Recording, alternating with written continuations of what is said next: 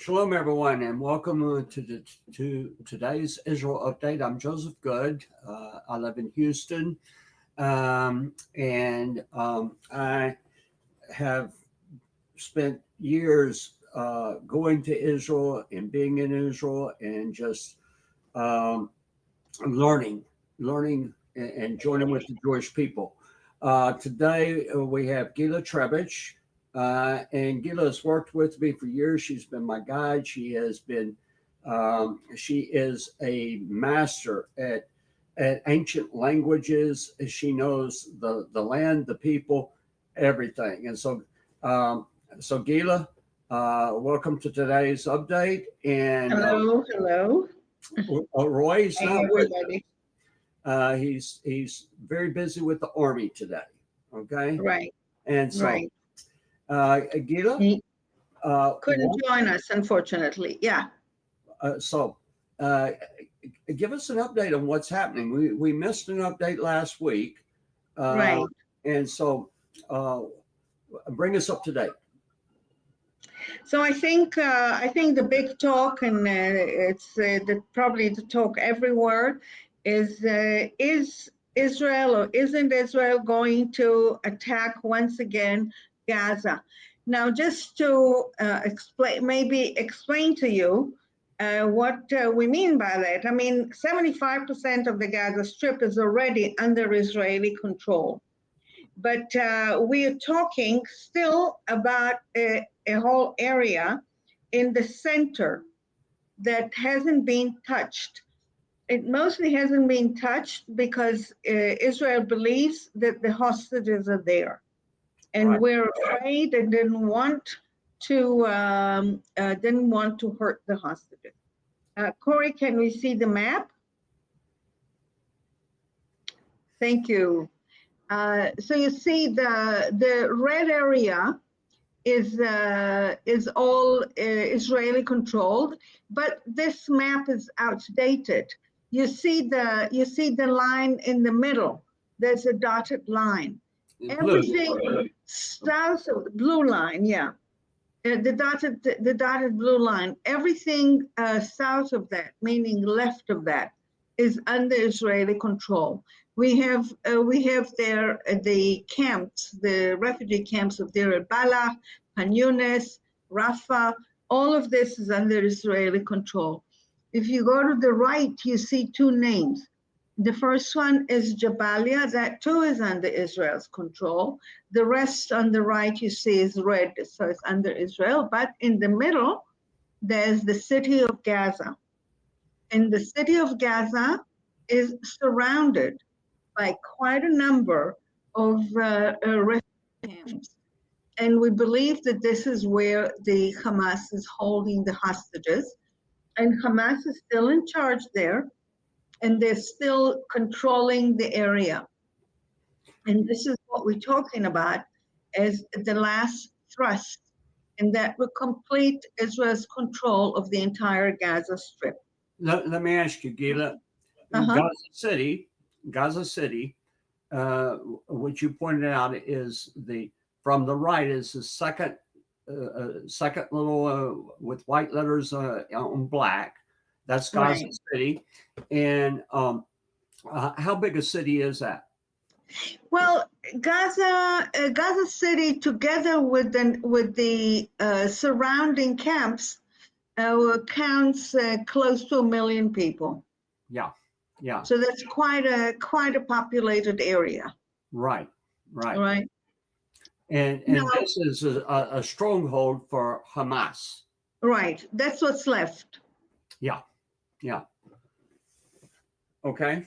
So now we've all been hearing the huge campaign of the last couple of months of starvation in Gaza. Yes. Which of course is a blatant lie. The pictures, the New York Times ran a picture of a kid that was very, very severely sick with a genetic disease. He had cystic fibrosis, and that was not developing and could not grow. and they take this, they take and make this beautiful artistic headline and cover, and with the headline "Starvation in Gaza."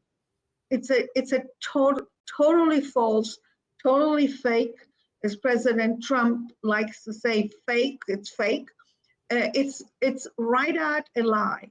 Just to show you what I mean, we have a little video showing us what's happening in the markets of Gaza City. Corey, can we?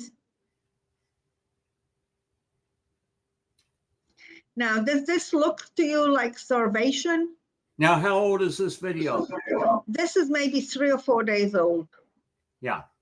Yeah. I mean, and people do not look like they're starving. They're casually shopping. absolutely. Absolutely. The shopping, the restaurants are open. You see, they're cooking street food. They're cooking falafel and all kinds of things. Yeah. I mean, this is not a starved area, a starving area. And we know there's quite a bit of controversy in Israel's government because many are opposed to the number of trucks. I mean, we have like 600 trucks loaded, like a double truck, loaded with food, with anything you want. You saw the fruit. Right. I mean, they're getting all the mango they want. That's not exactly a must, you know. It's not exactly bread and butter or something that you need for sustenance. And there's really no lack of food. There might be some areas where Hamas is retaining the food, yes, where it's not reaching certain areas. But by and large, there's plenty of food. And the whole campaign of starvation, I guess it's dying out, Troy, isn't it, Joe? I mean, as far as I know, there's not much talk about it lately. Well, they're now ready for the next campaign.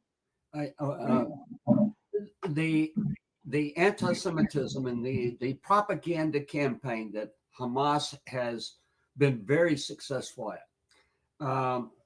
People hear this, all the time, no matter which network you go to. Now, Fox Network will come in and they are saying, hey, people, this is a hoax. This is a lie. But the reality is it's on the news. You hear from the United Nations. You hear from all these other countries of the starvation that the Israelis are putting on the people in Gaza. Now, you mentioned something a moment ago. You said that Hamas might be retaining some of this.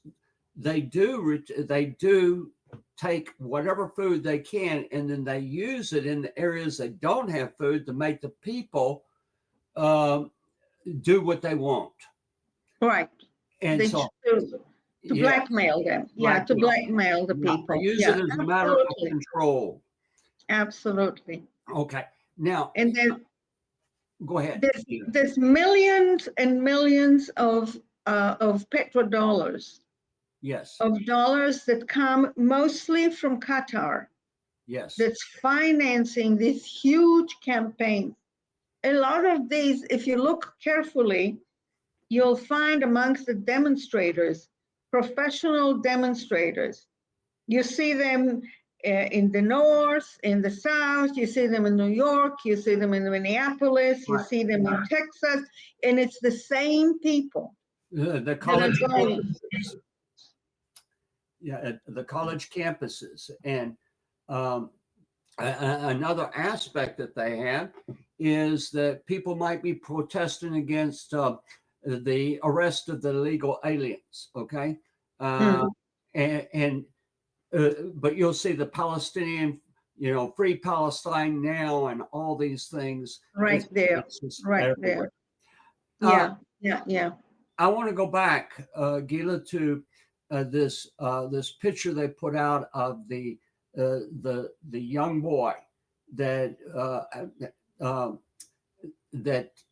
I can't remember the disease he has, but he was born with cystic fibrosis. Now, in that picture, his mother's sitting next to him.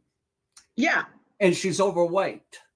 I know. The whole thing is ridiculous, but somehow people are going for it. People are buying it. And the New York Times publishes it.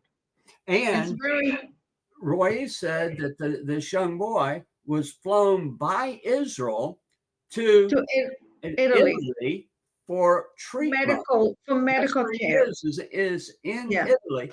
And so yeah, something that Israel did that is a good thing is being used as a weapon to say Israel is bad. yeah, It's just yeah, yeah. laced with lies. Yeah, it's literally a blood libel that is happening. You know, when you ask the protesters that fight for freeing Palestine, they ask them, uh, "Where is Palestine?" Yeah, Well, it's somewhere in the Middle East. How old is Palestine? When was it founded? right, Ooh, it's a difficult question. Do you know a ruler of Palestine? No, nobody knows. Nobody, because there isn't such a thing. right, You know, Palestine, those of you who came with us on trips to Israel know that Palestine was the name of the land of Israel until 1948. In right, a way, the Arabs living in Israel and in the area of Palestine hijacked the name because Palestine really equals Israel. That right, was the name of Israel until 1948. And right, they took this name, they hijacked it, they appropriated it, and they created this entity that I don't know, that now wants independence and wants a country. And I mean, Gaza was all controlled by Hamas, was all controlled by the Palestinians. right, So if you give these people independence, you see what happens. They got billions of dollars. Nations from all different countries. Qatar was a big financer. America, the UN, UNRWA, there was money flowing in everywhere. right, Did they use it to develop the country? No. Did they use it for good schools? No. They used it for digging tunnels, more than 500 miles of tunnels under Gaza, and for attacking Israel. And it's a very sad situation, but that's the way it is. correct me if I'm wrong. One of the things that they were given money for concrete. They said, well, we need concrete in order to build facilities, but they use that concrete specifically to build these tunnels. Right. And so, uh, it was never their intention to build up the country or build up Right. the territory. It was their intention to build tunnels to attack Israel, and they have had this massive campaign. Let's go back to the event in Gaza right now, and we can talk a little bit more about what's happening and how people perceive what's happening. Mhm. But the troops are moving in to into Gaza once again as we speak right now. Right. Okay. Right. They're waiting. They're in a position. They're in the surroundings of Gaza. Yes. Uh, Unfortunately, when the army is stationary, that's a very difficult situation because one of the accidents that happened yesterday, they were sitting in an army in an area the army thought was cleared. They were sitting in a protected area, and it turns out that very close to them there were 3 tunnel openings, Right. and 18 terrorists came out. The soldiers, thank God, were really on their feet, on their toes, and attacked them. They killed 10, but the rest managed to escape back into the tunnel. let me ask you a question, Ms. Gila. I read an article on this yesterday, and it said that what was believed is that Hamas was trying to capture some of the soldiers to use them as hostages to keep this thing going. That's right. That's right. They came with 3 stretchers. Really? They were carrying stretchers. Yeah, because you see, the situation is that Israel values the life of the people so much that it's willing to make a lot of concessions. That's one of the reasons they're waiting, because once Israel announced that they were going into Gaza, suddenly Hamas said, "Halt!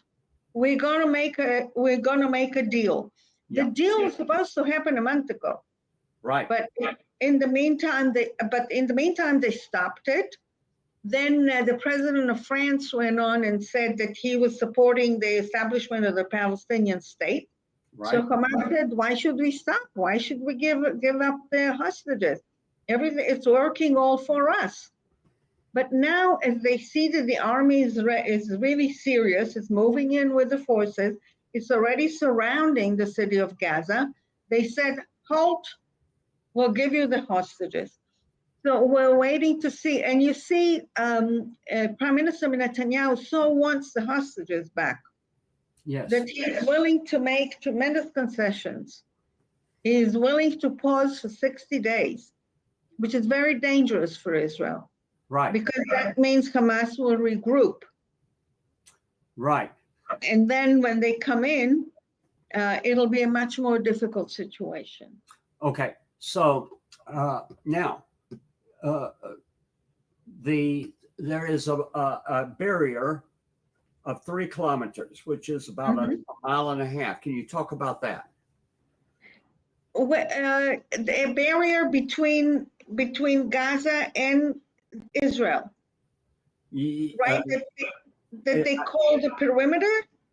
Well, is that what you're asking about? No. Well, I believe that there's a 3 kilometer area inside Gaza.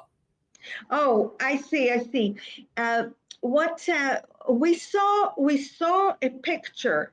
We saw a picture. Maybe Corey, maybe you can show it to us. The tank. There's a short video. This is a tank of the Barak Brigade of the 74th Battalion. You see? Yes. The tank is going back from here. Here we go. Running over a terrorist. Meaning that the terrorists got so close to them that even though the range of this tank could be 3 kilometers, which is like close to 2 miles, the terrorist was so close that he could run him over. Right. I mean, it's good on the soldiers that they saw him and they knew what to do. And if you watch, it just means that the terrorists got extremely close to them. Right, and if you look, the terrorist is in a firing position. In other words, he's trying to fire on that tank, an RPG or something like that. Yes. He is a threat to the tank itself, and thank God the crew responded very quickly before he was able to You see how he's running him over. Yeah. And and so this is inside that 3 kilometer area. Right. Thank you. Yeah. Thank you, Corey. Yeah. So yes. So it's you see, the army is sitting, and where you're sitting, it's the most dangerous area because the enemy can see your tactics. They see what you're doing. They can see your routine, and they can plan an attack. And that's what we fear the most. And their intention is to get hostages, because you see that hostages make Israelis, they put the whole country in turmoil. There's a lot of demonstrations. People are pressuring the government to find a solution and to get the hostages home. And some people are saying we should stop the war for that. Yeah. which to many of us seems unreasonable, because if that is if there's such an incentive for Israel to stop fighting, then all they'll do is they'll just keep kidnapping. They'll keep taking hostages. Now, I'm going to go back to one of our earlier updates. Roy had stated that the commander of the 188th Brigade, that they actually tried to break in and kidnap him. Into the headquarters. That's right. That's right. He showed his vest. Yeah. Where they had, where in the conflict, I'm putting two and two together, but I believe that there was gunfire that was exchanged, and a bullet actually hit his vest, which that is what the viewers of this, we have been raising the money for the soldiers to have the vest, and he was showing this vest that had saved not only one of the Barak soldiers, but actually the commander of the Barak Brigade. Right.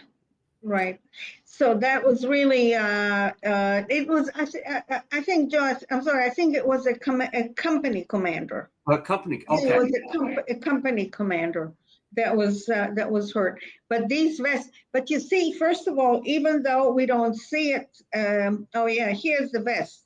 Here's the vest with a huge blotch of blood. Right. The blood of Amit, the commander. But he saved his life. He is safe. He's back in battle. He's back with his soldiers. Right. He's back there.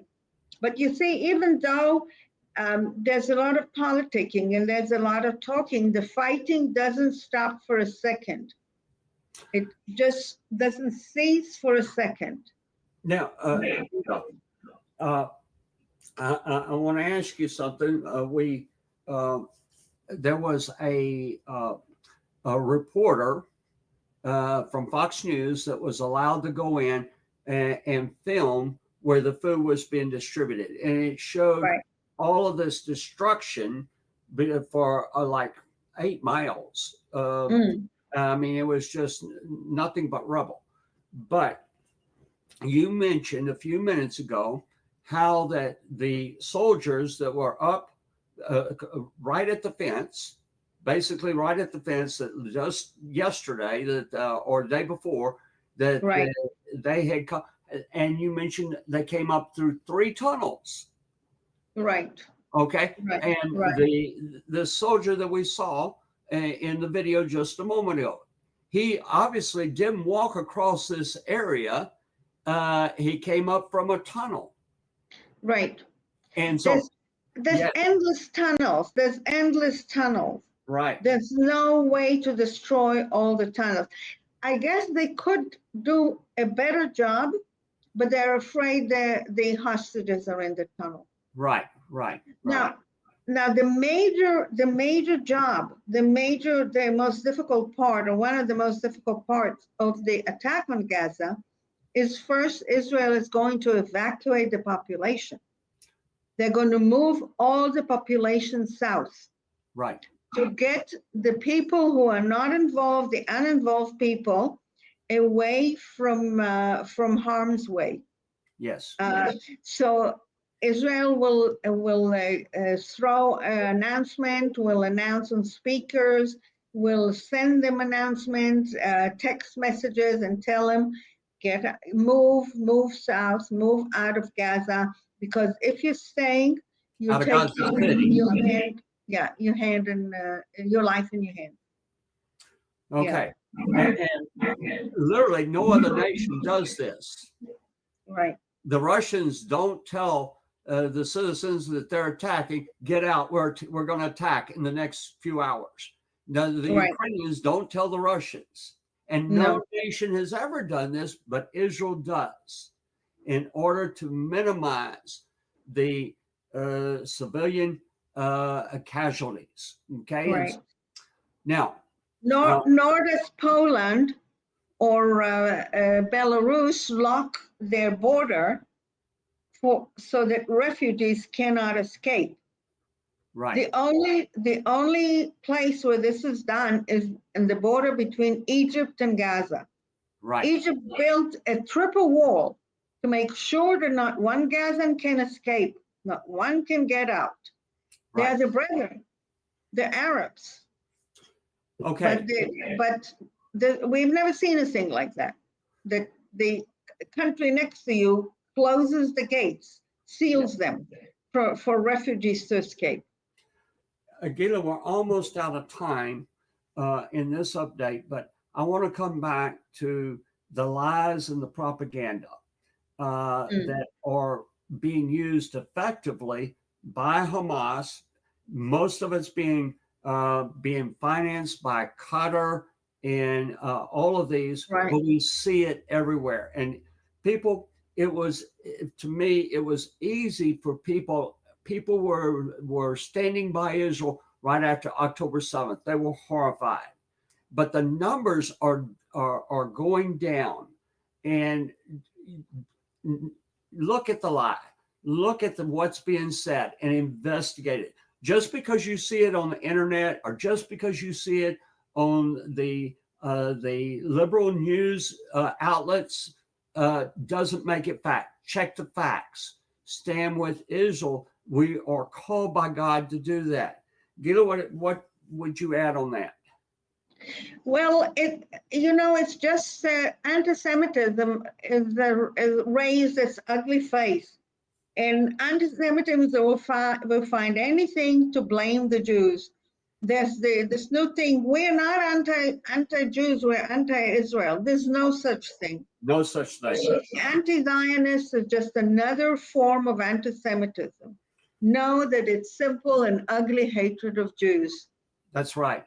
That's right. And so listen, people, we need your support. Go to the David Fund. Please. Yeah. And if you can support, if you can, all the money goes directly to Israel. We don't keep any of the money. And be a voice in your prayers and in what you say, and stand up against the lies that are being, and call for others to join with us. Let us know of others that would support. We're looking for those that will stand with Israel right now. Thank you so much for being with us. Thank you.